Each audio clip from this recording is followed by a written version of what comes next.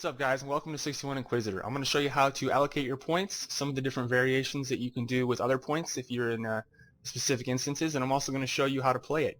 Now there's multiple different play styles with Inquisitor, of course. You're welcome to try all of them and see what works best for you. This play style, of course, is my favorite. Maybe I'm biased, could be, but feel free to judge for yourself. So without further ado, we're going to go ahead and jump into what the soul tree looks like. So obviously you need 61 points in Inquisitor. The reason you need the full 61 is because you have a couple of core abilities here. Radical Coalescence, which resets a bunch of your abilities, and Spiritual Scrutiny, which reduces your global cooldown. These two are very important, so you need to make sure you get the full 61 in Inquisitor. For off souls, it's generally accepted that 10 Shaman and 5 Defiler are going to be your best bet. The reason for that is because for 10 points in Shaman, you get 10% spell power, you get 3% crit chance, and you also get a raw 4% damage increase. So this is a pretty good bang for your buck as far as point allocation goes. Pretty standard for Defiler, 5 Defiler as well. The reason for that is because you get the 10% Wisdom here, and you also get the Rage Blight and Blighted Greed buffs.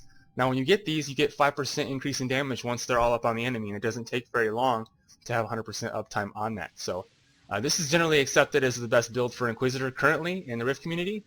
If you have alternates, I'd love to hear about them. There are as well also another couple different alternates you can take to get different abilities specifically for, say, PvP or for niche encounters. A couple of those, just to list real quick, are 12 Defiler. You can take that for a cleanse and a spammable heal. It can be powerful in PvP. You can also take 2 Justicar to get Salvation and a Justicar Bolt to proc a bigger Salvation heal. This is good for solo play if you decide to use Inquisitor for solo play, which by the way is very strong.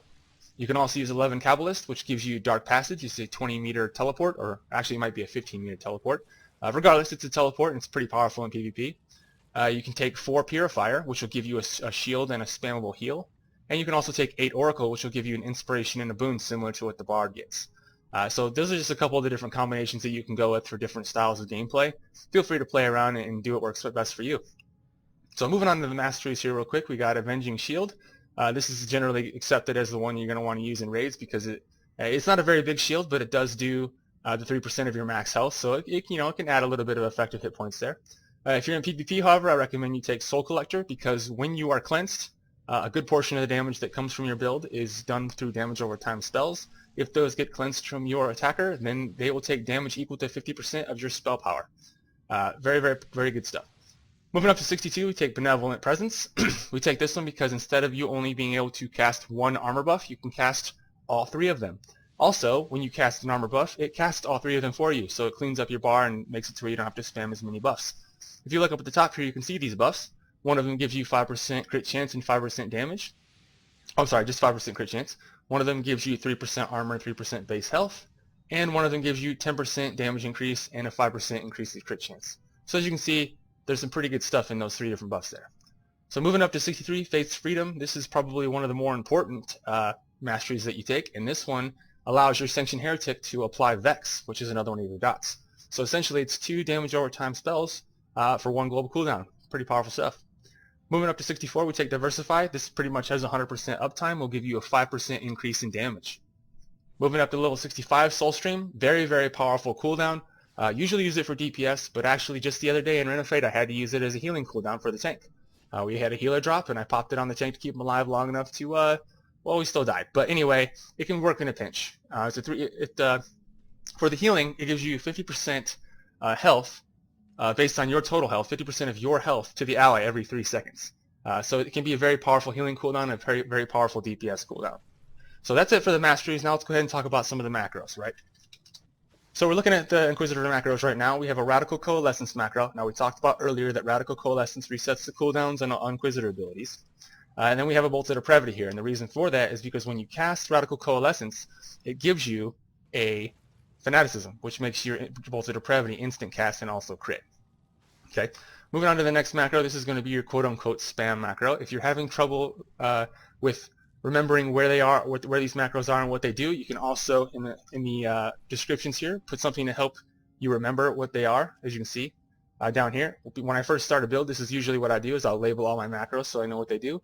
And as they become more comfortable with the spec, I'll change them back to nil, to nothing, just to clean it up a little bit. So anyway, this is a spam macro. You're going to see the first ability that's going to cast is going to be the Sanction Heretic. That's going to apply your Vex. And then you're going to have your Bolt of Judgment spam. And your Marrow Harvest and Lightning Hammer are going to be there just in case your back is turned to the enemy.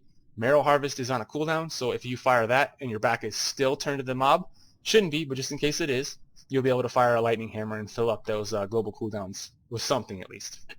Now the Shift Vex is there, mostly for if I get stuck in open world or if I decide to use this build in PvP. I can hold Shift down and I can hit the 3 key, which is where this macro is at, and it'll fire off a Vex for me. That way I don't have to keep Vex on my bar. So moving on down, we got the Fanaticism macro, which is simply just cast Fanaticism and cast Bolt of Depravity. Moving on down from that, we have an Aoe macro, which is literally just cast Soul Drain, and then it has this little modifier here at ground targeted area of effect. This makes it so that you don't have to actually manually plop down the ground target, if you will. It'll automatically cast it for you on whatever your target is. Now some people choose to manage this separately. I don't really care to because the AoE and Inquisitor isn't spectacular anyway. So I opt for the easy mode in this specific instance. So moving on up, we got a channel macro. Now this is probably one that'll get some controversy from a lot of the clerics in the community. However, I use this to help me make sure that I have my channels in order and good to go in an environment, a raid environment. So you can manage them separately if you prefer. As you can see, I still do have them on my bar, and sometimes I do manage them separately. However, I have this macro for easy use, and I have this on my Q keybind. Now I am going to go over the rotation based on which keybinds that you're going to need to hit. So if you'd like to, if you're new to Inquisitor, you can go ahead and set it up like me in the beginning, and if you prefer to manage them separately, you can do that as well. It's all up to personal preference. Moving on down, we got a Bolt of Retribution macro here. This is going to be your main spammer when you have stacks of what we call Echoing Concord. We'll talk about this a little bit later. But basically, it's just Bolt of Retribution followed by Bolt of Judgment. So if you end up having to move and you're still spamming this Bolt of Retribution, it'll fire a Bolt of Judgment in its place, which is instant cast. So that you're filling up those global cooldowns. You want to make sure that you're never not casting something. You always want to be casting an ability, whether you're on the move or standing still, and this allows you to do that if you goof up. So those are the macros. Pretty simple stuff. I also have a Karuul Alert macro here. We'll talk more about that here in a minute. So moving on to the bars, we got Spiritual Scrutiny here is your main buff that you get from Inquisitor. Reduces your global cooldown of your abilities by 0.5 seconds. Also reduces mana cost and some other nifty things. Moving over here, we have one of your armors. Hitting this, cast all 3 of these. So you only need to put one on your bar. It doesn't matter which one. We have the Defiler, Rage Blight, and Blighted Greed. You need to make sure that you apply Rage Blight to yourself and apply Blighted Greed to whoever is going to be taking damage, typically a tank or a Defiler. You also have Spiritual Protection, which is 130 resistance buff on all your party raid members. However, this is most of the time going to be overwritten. Most of the time that I get to use this is going to be experts, more or less. So we have the Karuul Alert, of course, here.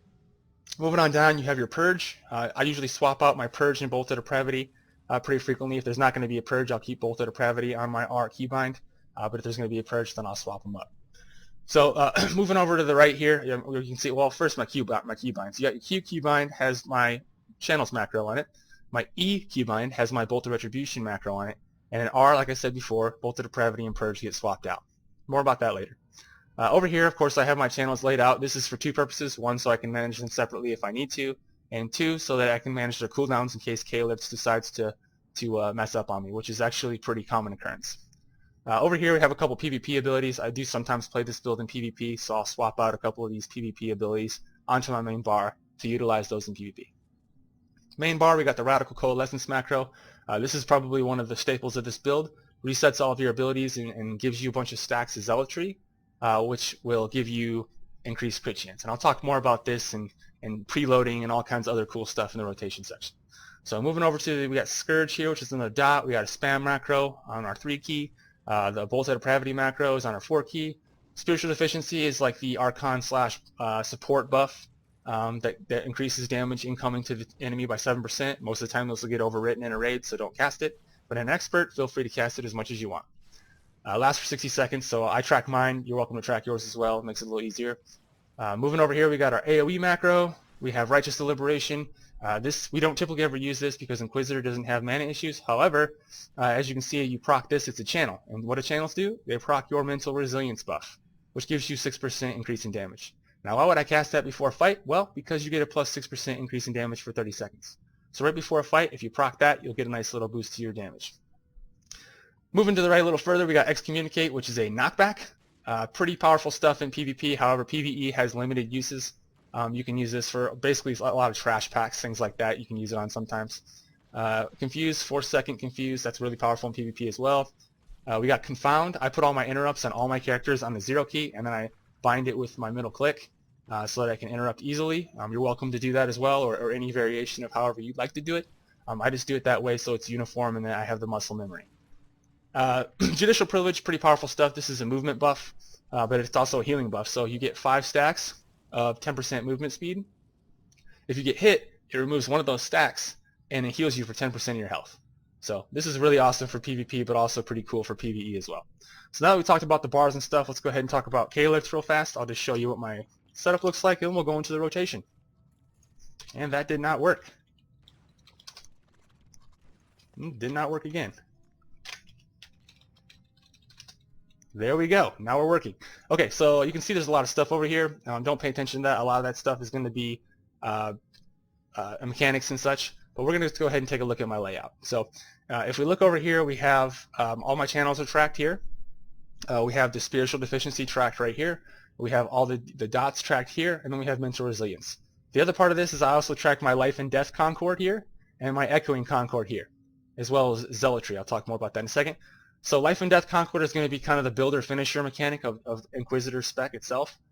Basically what you're going to be trying to do is fire off a Bolt of Justice or Retribution 4 times to get 4 stacks of this, and then you're going to fire off Bolt of Depravity. Okay, but you only want to use Bolt of Retribution if you have Echoing Concord stacks, because Echoing Concord reduces the cast time of Bolt of Retribution. Now I'll explain more about that in a minute when we do the rotation, but that's the basic premise of this guide, of this build. So moving over to the right here, you see I have the zealotry stacks. You can stack up to 5 of these to get 50% crit chance from the beginning. I'll talk about raid bursts and stuff during the single target section and why you should stack these up as fast as you can or as good as you can in a raid, because this is very, very important for your initial burst block. Okay. You'll notice that I have Echoing Concord here from the Rift UI, and I also have it in Karuul Alerts. I like the Karuul Alert one better. The reason that I have the Rift UI Echoing Concord down here as well, because as I mentioned before, sometimes Karuul Alert doesn't function in the way that it's supposed to, especially after a res or something for me. So if it comes back and your Karuul Alerts aren't working, at the very least you can track your Echoing Concord stacks here, and you'll be able to recover. You can also track your channels on your bar here in a pinch if your Karuul Alerts aren't working. So now that we talked about the Karuul Alerts, we'll go ahead and talk about the rotation. So pretty easy stuff. I talked about the stacking zealotry earlier. So how you're going to do that is you're going to hit Fanaticism, and you're going to see it's ticking down here.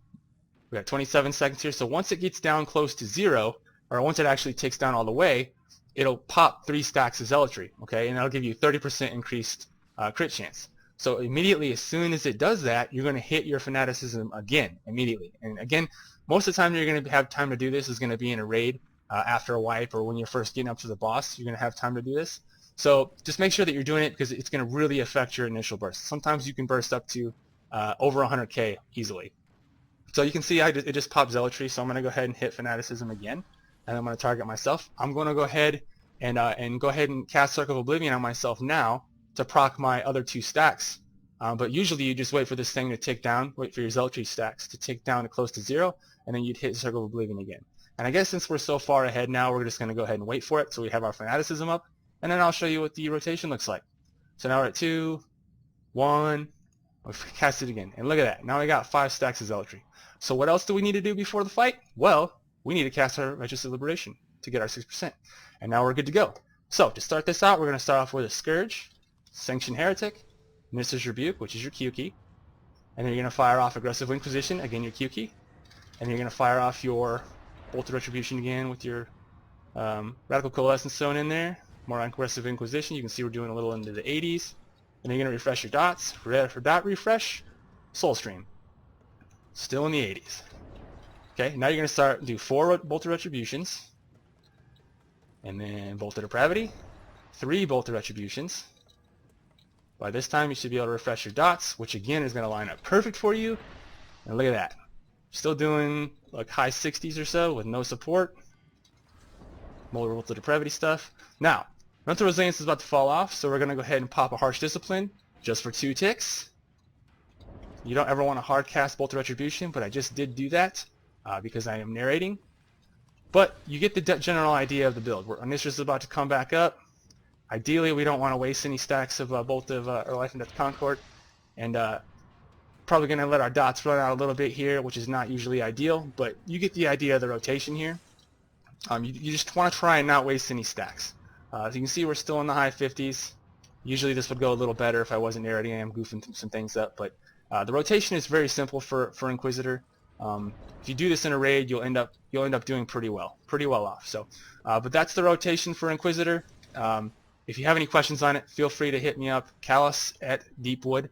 I have no problem helping anyone out with rotationary stuff, or even taking constructive criticism. Please send me an in-game email or write me on this video and let me know what we can do better. So I appreciate it, and I hope this guide helps you out.